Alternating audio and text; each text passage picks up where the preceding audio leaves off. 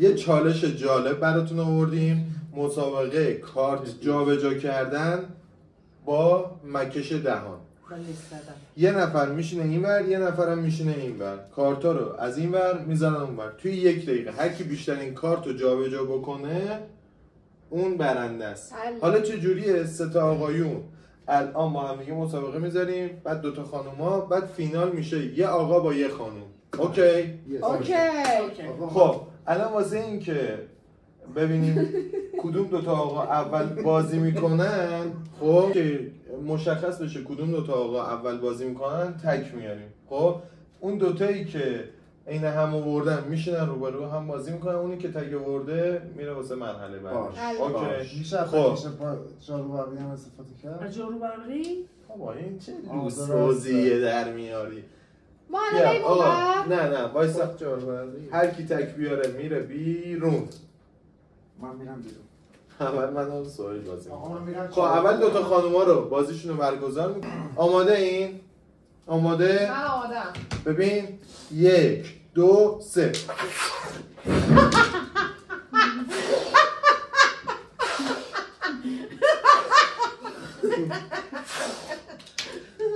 بابا تو زنی نکن دیگه. نه جرزنی نکن. خیلی سخته چیه؟ خب باشه من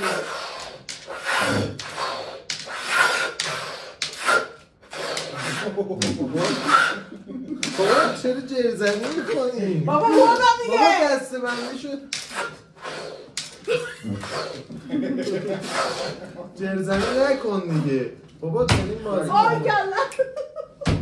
وسط راه تو دوره میکشیم. آره آفرین، نکشیم، باید بلند کنیم. 1 2 3.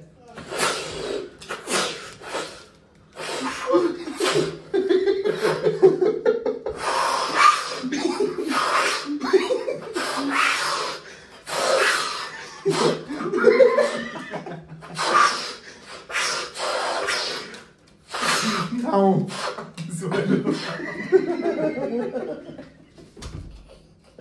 سرم دیگه داره گیج میره. یه دونه کشیدم 15 تا اومد. خب محمد توی یه دونه اولشو بذار. بیار این برتر. خب آره کج میشه تو صاف بذار. خب من میذارم این برتر اینا. بابا خب میری اونجا. من میخوام راحت تر باش. میذاری اون سر میز. آماده ای؟ 1 2 3.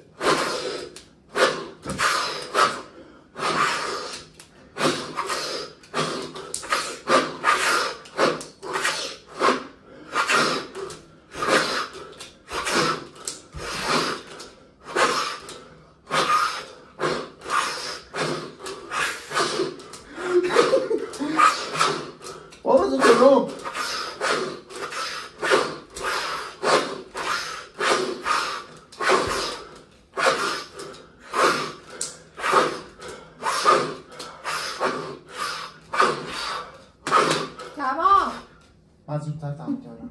واقعا؟ رکورد 39 ثانیه و 65 ثانیه. 1 وایس 2 3.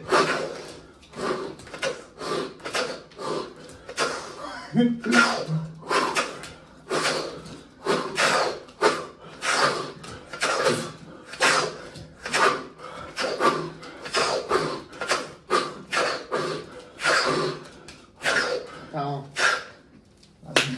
بازم یه سر قهرمان